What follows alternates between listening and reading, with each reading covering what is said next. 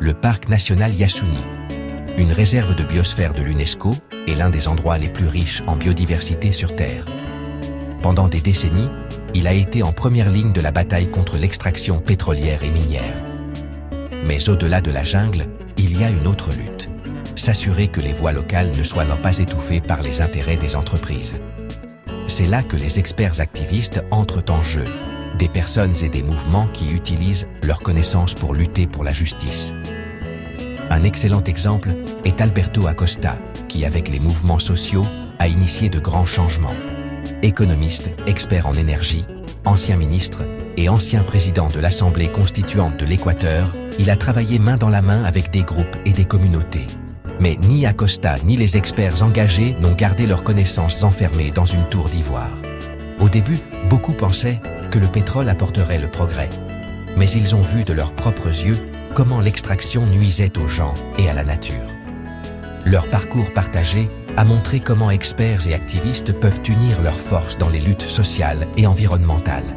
Ils savaient que les connaissances techniques bénéficiaient souvent aux entreprises, pas aux populations locales. Comment briser cette barrière?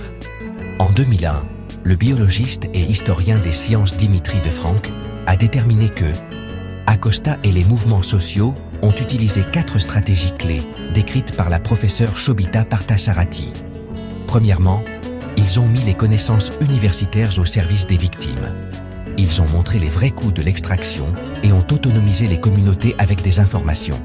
Ils ont dénoncé la malédiction des ressources qui maintenait l'Équateur dans l'impasse. Deuxièmement, ils ont promu des savoirs alternatifs.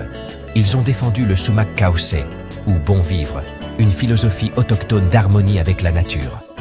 Ils ont encouragé la science citoyenne afin que les communautés puissent cartographier leurs terres.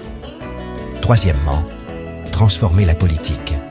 Ils ont obtenu que la Constitution de l'Équateur accorde des droits légaux à la nature. Ils ont lutté pour des sanctions internationales pour les crimes environnementaux et l'interdiction des cultures génétiquement modifiées. Quatrièmement, exposer les systèmes défaillants. Ils ont dénoncé les accords corrompus et les entreprises qui se cachaient derrière de faux noms. Ils ont exigé des consultations démocratiques et contraignantes afin que les citoyens puissent décider de leur avenir. Lorsque l'initiative Yasuni ITT a été annulée en 2013, la lutte a continué. Des groupes comme Yasunidos ont maintenu la pression. Et le monde l'a remarqué. L'histoire de Yasuni montre que lorsque les experts et les mouvements sociaux deviennent des activistes, un mouvement émerge qui brise les barrières et inspire un changement mondial. La défaite n'est pas gravée dans la pierre. La barrière de l'expertise n'est pas un mur, c'est une porte qui attend d'être ouverte. Justice pour les gens, justice pour la planète. Et la lutte continue.